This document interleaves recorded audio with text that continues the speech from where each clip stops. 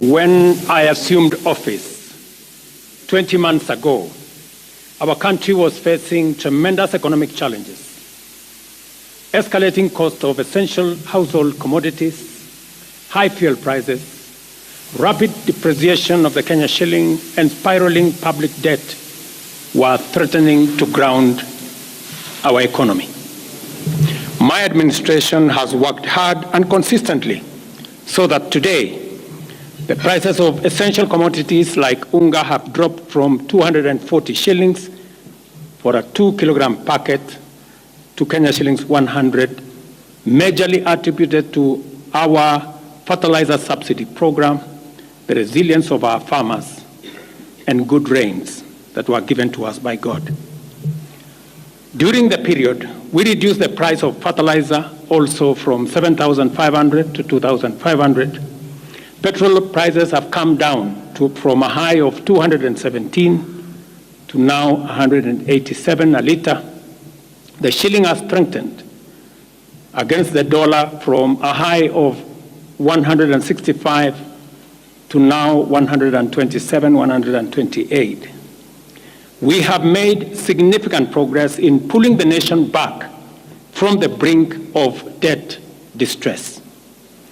Our debt situation is better managed, and our budget now has space for investment and in programs aimed at easing the hardship on vulnerable people and creating opportunities for our young people.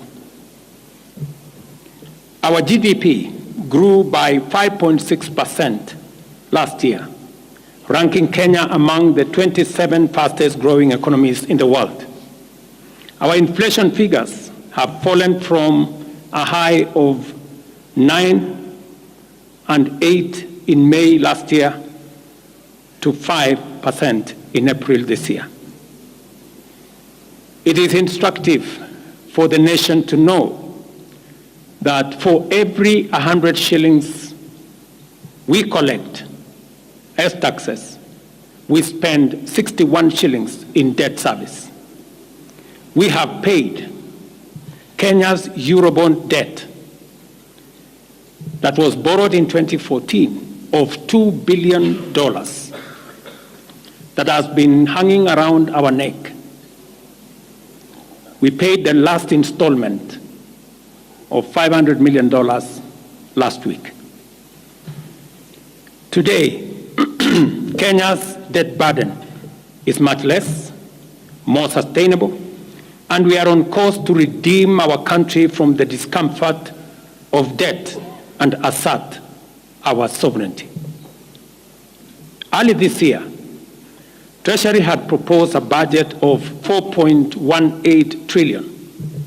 I did direct that it be reduced by 200 billion to come down to 3.99 trillion. The Finance Bill 2024, generated to actualize this budget, underwent public participation, which resulted to concessions by which we agreed to drop proposals on VAT on bread, motor vehicle circulation tax, VAT on locally manufactured diapers and sanitary pads, as well as excise duty on money transfer services, among others. The additional tax measures we had proposed in this year's finance bill were to raise money in the tune of 346 billion. When the concessions were made, subsequent to public participation that was undertaken by Parliament, that came down to 200 billion. I had made this proposal taking into account our situation and the priorities that are there. I want to thank the members of Parliament seated behind me and those who voted yes for identifying the priority areas of our nation. Because when I made the proposals to Parliament with my cabinet, we had certain critical priorities for the nation. Number one is our agriculture. We did make recommendation, and part of the money we were going to raise from the finance bill was 10 billion shillings that will go to fertilizer subsidy, 18 billion shillings that would go to making sure that junior secondary school teachers, 46,000 of them would be confirmed on permanent and pensionable basis. We are very clear in our minds that education being the greatest equalizer, no child in Kenya should go to a school where there is no teacher or where there are no adequate teachers. It is because of that reason that in this finance bill also, we had committed to hire an extra 20,000 teachers. We also had envisioned, because of the program of last mile connectivity to homes, especially in rural areas, we had committed 14.5 billion shillings, 50 million for every constituency for the last mile connectivity.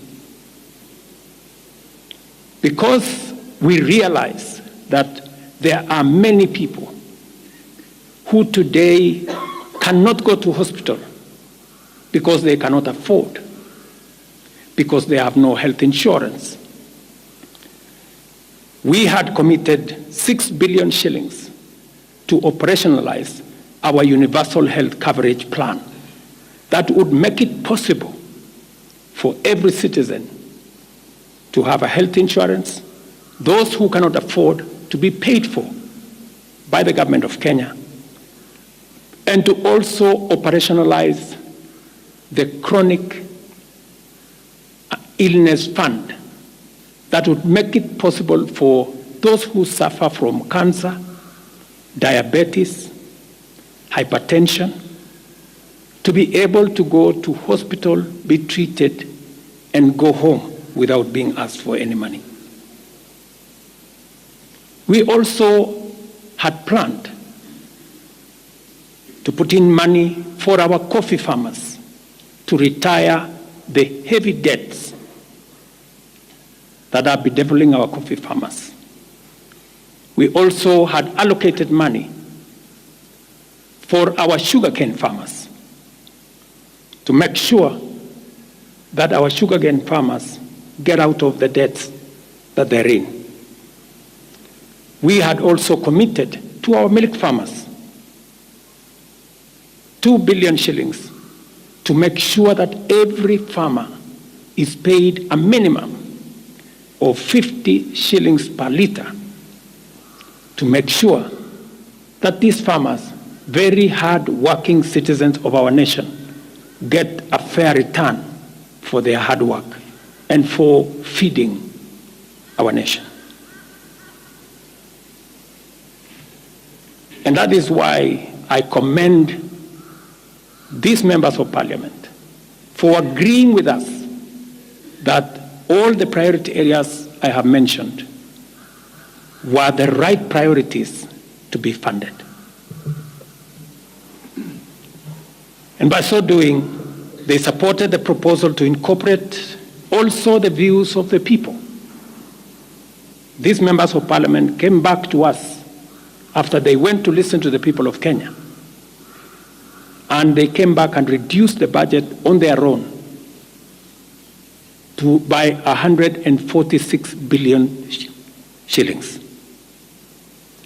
Notwithstanding all these concessions, it has become evident that members of the public still insist on the need for us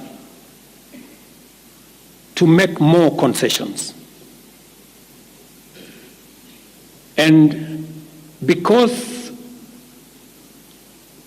I run a government, but I also lead people.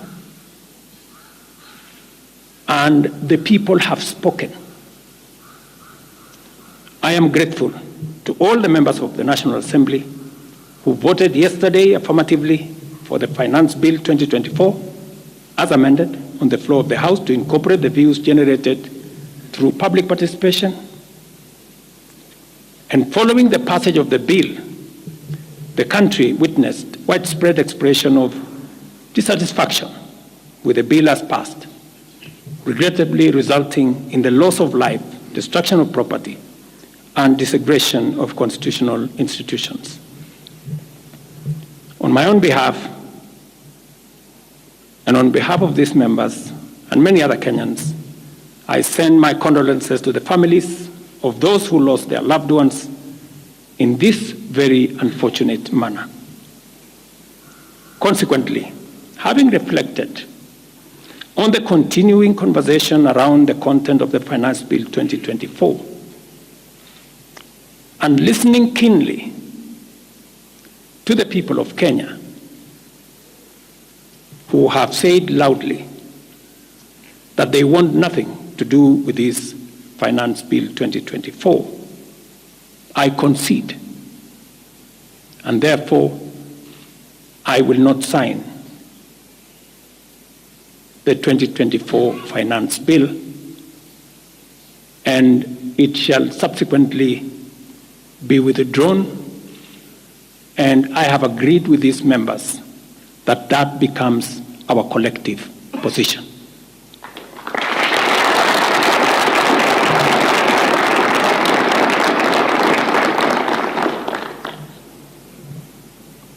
Accordingly, there is need for us as a nation to pick up from here and go into the future. And I am therefore proposing that because we have gotten rid of the Finance Bill 2024, it is necessary for us to have a conversation as a nation going forward. How do we manage the affairs of the country together? How do we manage our debt situation together? How do we work on the budget with the deficits that now exist together? And as I committed last Sunday, I will be proposing an engagement with the young people of our nation, our sons and daughters, for us to listen to them. As I said on Sunday, listen to their views, listen to their proposals, their ideas, their concerns, and what they think we should do better as we go forward. I am also recommending a multi-sectoral, bipartisan, multi-stakeholder engagement from civil society, religious organizations, professional bodies, for us as a nation to speak to the future of our country, again, together. And this will be on matters that are contained in the bill and matters that the people of Kenya have canvassed in the conversation that has been going on. In this regard as well, I am directing for immediate further austerity measures to reduce expenditure, starting with the Office of the President, the entire presidency, and extending to the entire executive arm of government. Operational expenditure in the presidency be reduced to remove allocations for the confidential fort, reduced travel, hospitality, purchase of motor vehicles, renovations, and other expenditures. This will cover the entire presidency and also the executive arm of government.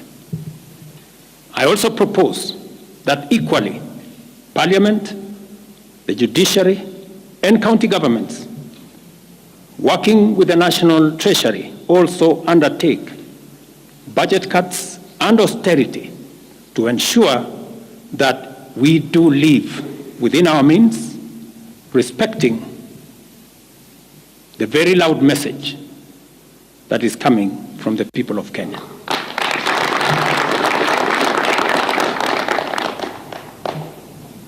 And let me confirm that I have discussed with many stakeholders. I will be meeting some of them shortly after this meeting on charting a way forward that makes sure that we carry the whole nation in this very important journey as we go into the future as a country. Let me also confirm that as we deal with austerity, the loud message on dealing firmly, decisively, and expeditiously with corruption is a matter that we have discussed and we have agreed that it will take the front burner as we go into the future. We will continue to do this and carry out this very important conversation. And I want to remind us that we should proceed within the foundational principles upon which our nation is founded, namely constitutionalism, adherence to the rule of law, and respect for constitutional institutions. We must continue to operate within the parameters of the law. I thank you.